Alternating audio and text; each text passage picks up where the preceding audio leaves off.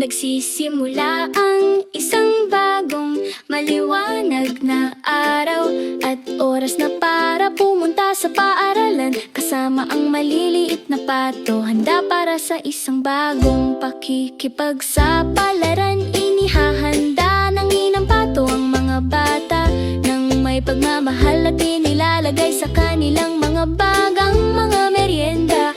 At maliliit na matamis, mahigpit na tinatali ni Tatay Pato ang kanilang mga sapatos upang maging ganap silang handa para sa araw. Handa na ang kotse at sila'y umalis, kumakaway at puno ng kasiyahan.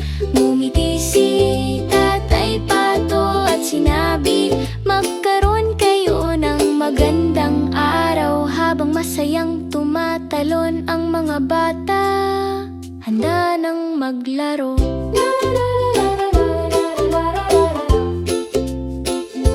Naglalakad sila papuntang paaralan na may halakhak at ngiti habang ang mga proud na magulang ay kumakaway at masayang pumapasok ang maliliit na pato sa paaralan. Sa tarangkahan ng paaralan, malugod silang tinatanggap ng guro. Pumapasok sina Noni at Moni sa kanilang bagong klase, handa nang matuto at lumaki. Pagkatapos ng paaralan, oras na para sa merienda sa bahay.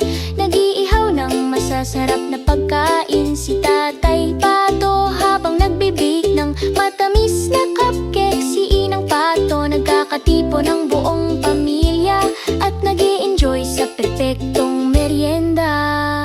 Pagdating ng gabi, oras na para matulog. Nagkukulitan at nag-iikot ang pamilya, mainit at komportable. Pagkatapos ng mahabang masayang araw, maginat na tinutulog ni Tatay Pato ang mga bata at pinubulong sa kanila ang magandang gabi na may buong pagmamahal. Sa ilalim ng banayad na liwanag ng buwan, inaalala ng mga magulang ang araw at ibinabahagi ang kanilang mga kwento.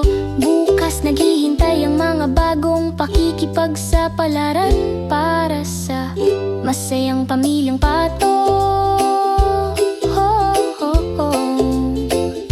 Sa bawat gawain, maging sa kusina o sa silid-aralan, natuto at lumalaki sila, palaging pinalilibutan ng pagmamahal ng pamilya. Nagtatapos ang araw sa malalambing